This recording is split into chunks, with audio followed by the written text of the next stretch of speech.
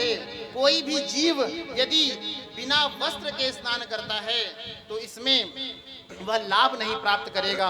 किसी भी तीर्थ स्थान पर गंगा जी में आप जाएं तो आपको स्नान करते समय आपके शरीर पर एक वस्त्र अवश्य होना चाहिए।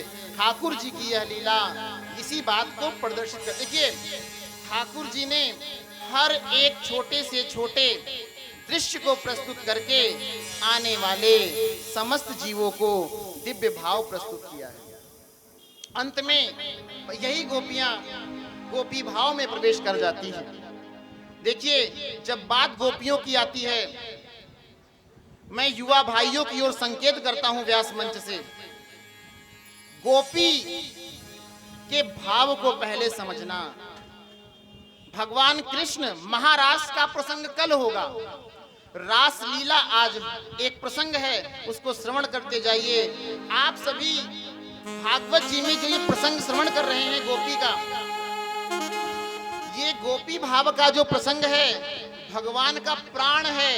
श्रीमद् भागवत जी का प्राण है यह दशम स्कंद, और पूरा जीवंत कर देता है।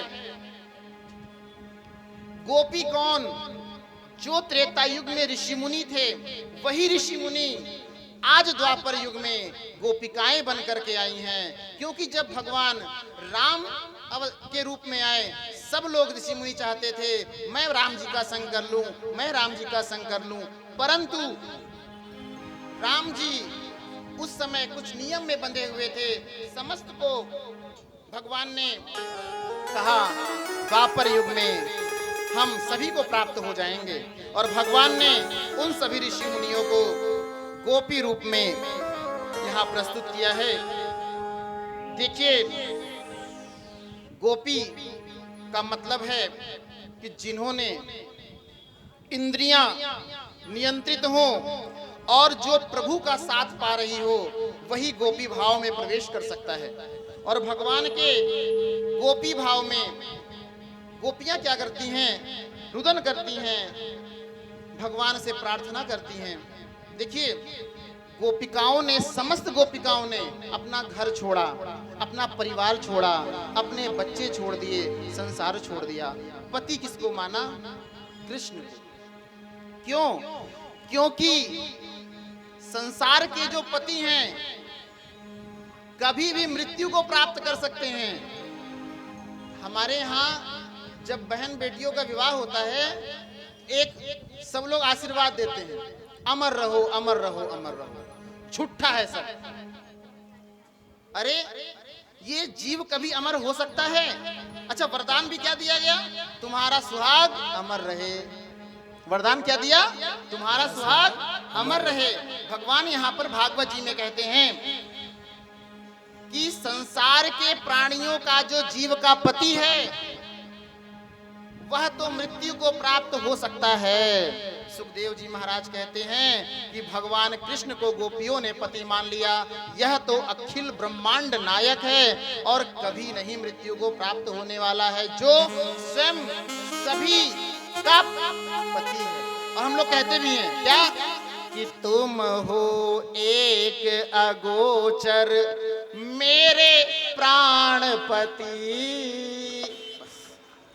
कथा बहुत है, कथा बहुत है, और कथा में बहुत मार्मिकता है, इसलिए अभी ब्रज की होली पूरा आनंद आप लोग को करना है दिव्य रूप से। देखिए, तो रसिक श्रोता गोपी भाव में प्रवेश करते हैं, और अब हम सब कृष्ण को अपना पति मानते हैं। क्यों? मीराबाई ने भी यही किया था। जो लोग मीराबाई की तरह कृष्ण को पति रूप में देखते हैं और अपना संबंध जोड़ते हैं, मीराबाई के वचनों को याद करिए। क्या कहा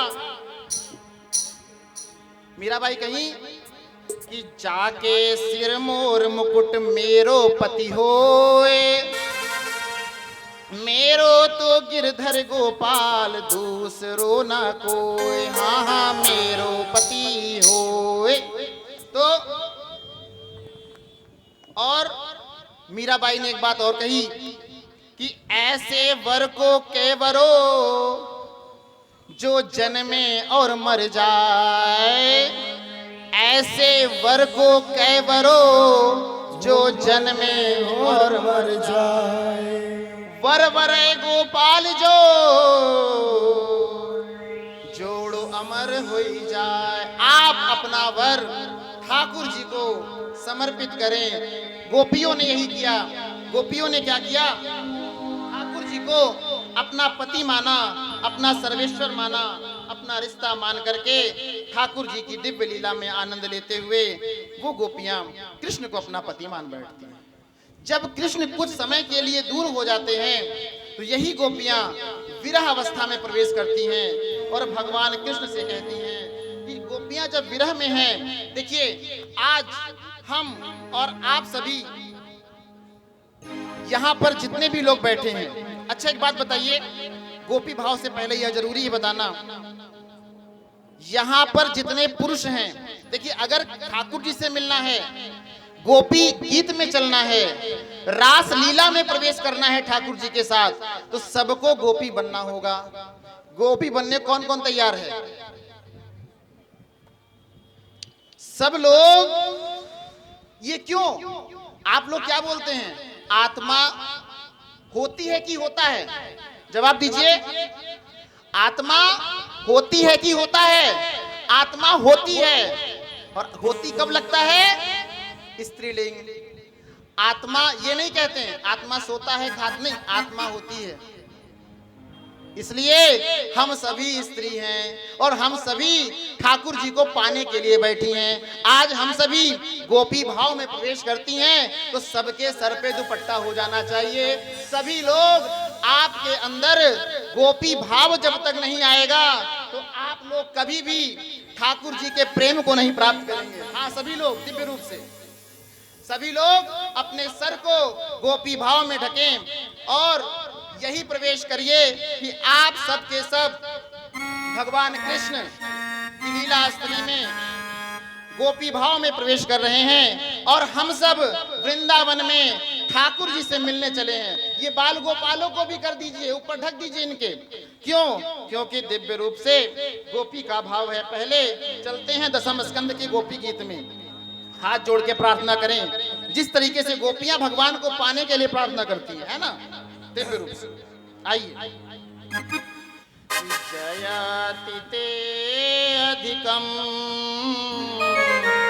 जन्मना व्रज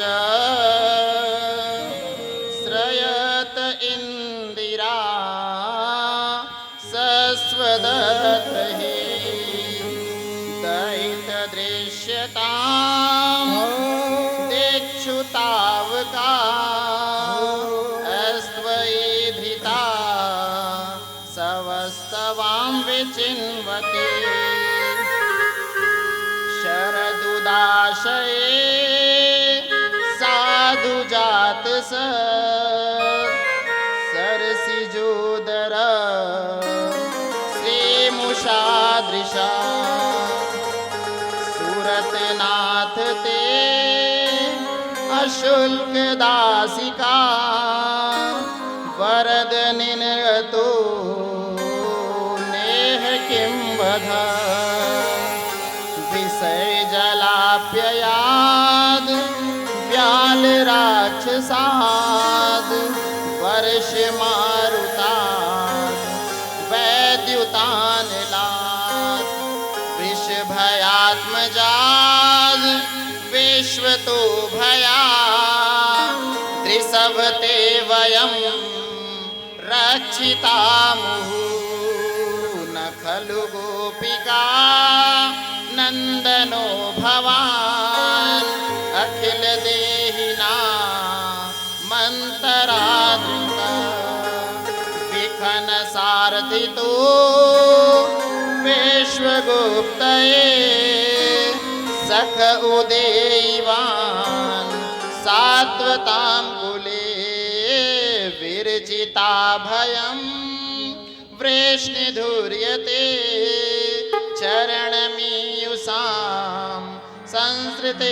संसृतेभ्यात् करसरोरुहं कान्तकामदं शिरसि देहिना श्रीकरग्रहं भज जनार्तिहन् वीरयोषितां निर्जनस्मया ध्वंसनस्मिता भज सखे भवत् किङ्करे स्म नो जलरुहाननं चारुदर्शया प्रणत देहिनां पापकर्षणं प्रणचरानुगं श्रीनिकेतनं फणिफलार्पितं ते पदाम्बुजं कृणुकुचे सुना क्रन्दिरक्षयं मधुरया गिरा बलगुवाक्यया बुधमनुज्ञया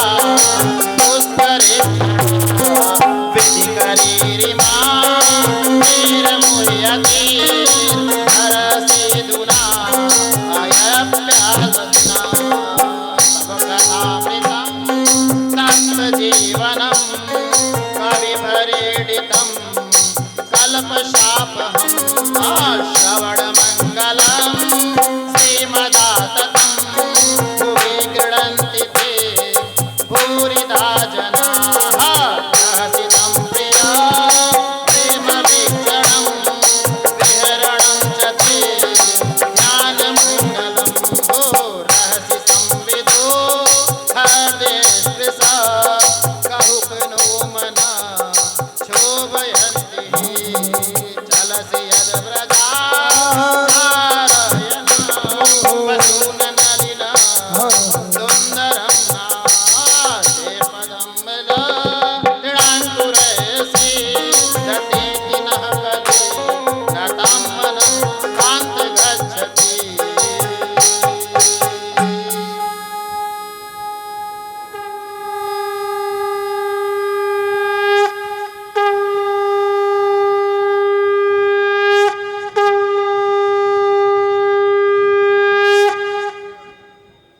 श्री कृष्ण भगवान का सानिध्य पाने वाली समस्त गोपियों को बारंबार कोटि कोटि नमन है। हम सभी ने दिव्य रूप से गोपी भाव को श्रवण किया, रास लीला में प्रवेश किया है। महारास में कल प्रवेश करेंगे, क्योंकि इन गोपियों ने ठाकुर जी से वरदान प्राप्त कर लिया कि आखिर प्रभु यह विरह वेदना कब तक सहनी पड़ेगी। इन दशम स्कंद के पाठ से संपूर्ण श्रीमद् भागवत का फल है दशम स्कंद, जिसको आपने आज गोपी गीत एक श्लोक नहीं संपूर्ण गोपी गीत को आपने श्रवण किया है। ये वही गोपी गीत है जब कृष्ण गोपियों से दूर चले गए और गोपियों ने उनको बुलाने के लिए आप सब लोगों ने मिलकर के गोपी भाव से कृष्ण के सामने अपनी प्रस्तुति रखी है गोपी गीत के माध्यम से। एक मिनट।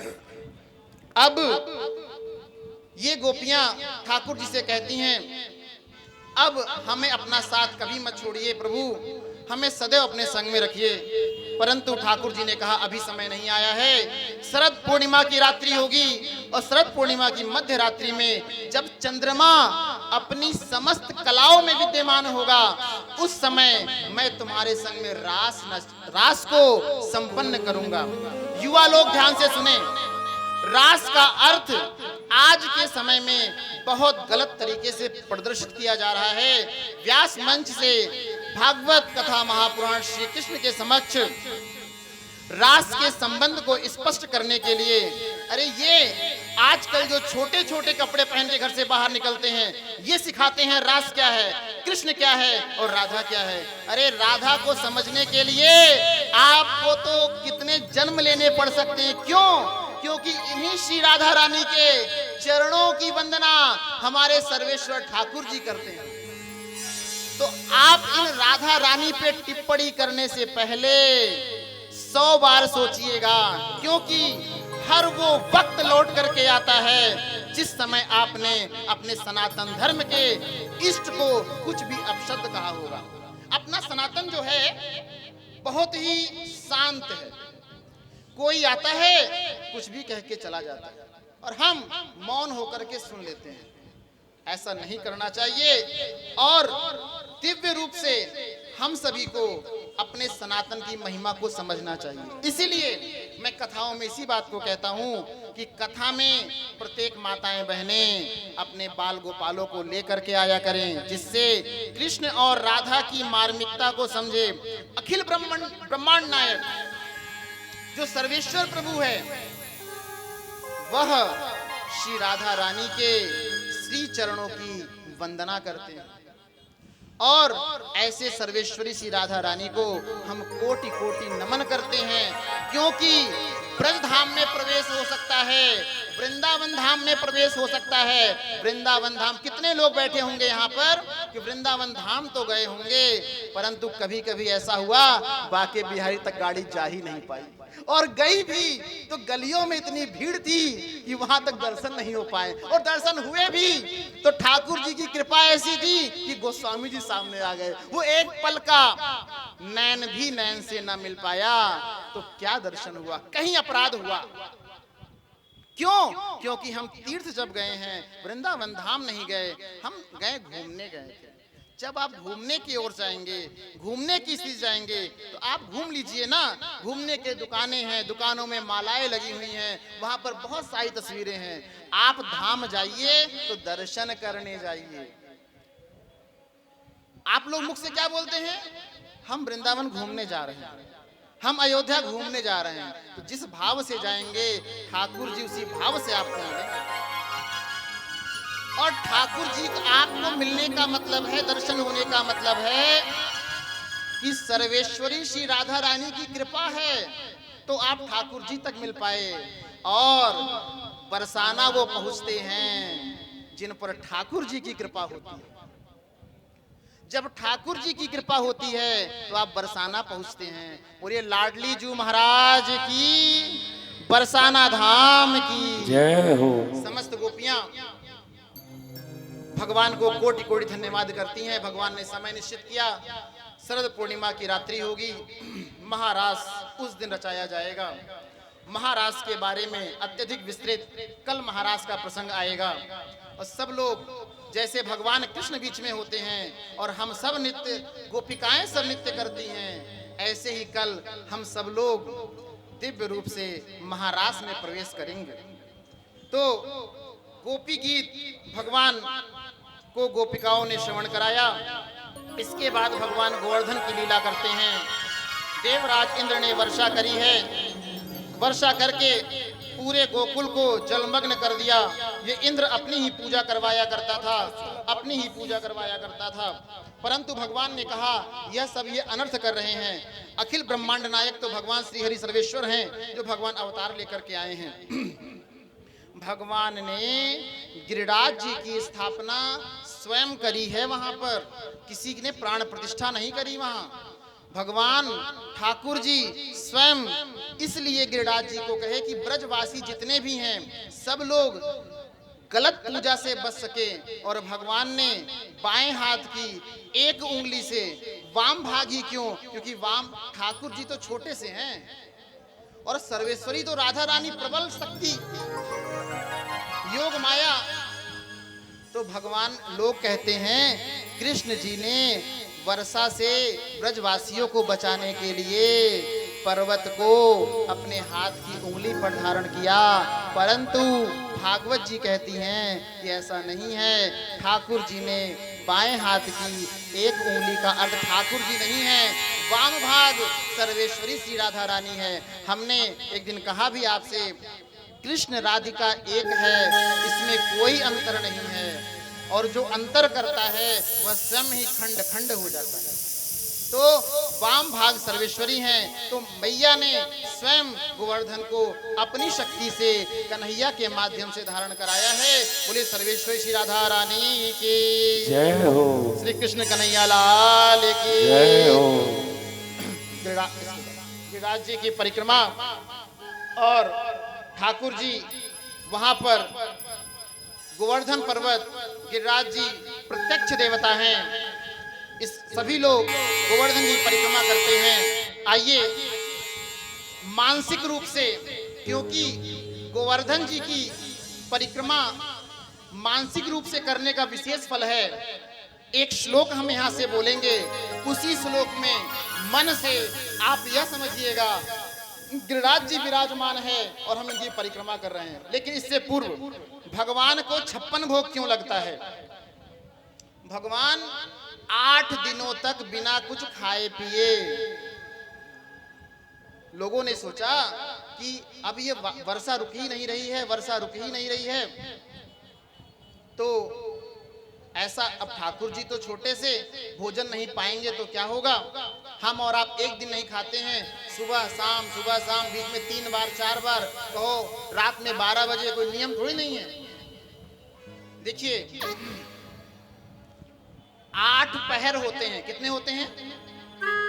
8 पहर 3-3 घंटे के, कितने घंटे के? 3-3 घंटे। 8 या 24 घंटे का एक दिन हुआ, ठीक है। तो 7 दिन भगवान ने दिव्य रूप से वहां पर पर्वत को धारण किया, और गोवर्धन पर्वत जी को धारण करते हैं तो जितने ब्रजवासी होते हैं ना, तो अब 56, कोई कुछ ले आ रहा है भगवान को खिलाने के लिए, कोई पंचमेवा लिए आ रहा है, कोई दही लिए आ रहा है, कोई दूध लिए आ रहा है, कोई माखन लिए आ रहा है। इसलिए भगवान को जब हम लोग 8 की संख्या को 7 दिनों से गुणा करते हैं तो यह 8 सते 56 बनता है, इसलिए भगवान को 56 भोग लगाया जाता है। बोलिए कृष्ण कन्हैया लाल की जय हो, गोवर्धन महाराज की जय हो। आइए मानसिक संकल्प करते हुए 11 परिक्रमा हम लोग श्लोक में करते हैं। कृष्णाय वासुदेवाय हरे परमात्मने प्रतः क्लेशनाशाय गोविंदाय नमो नमः। नीलांबुज श्यामल कोमलांगम सीता समारोपित वाम भागम पाणौ महासाय का चारु चापा नमामि रामं रघुवंशनाथम। और उसी समय प्रभु को भगवान शंकर की स्मृति हो आती है, और गोवर्धन जी की जब परिक्रमा करते हैं तो वहीं पर हमारे महादेव विराजमान हैं, उन्हें कैसे भूल सकते हैं कि गंगा तरंग रमणीय जटा कला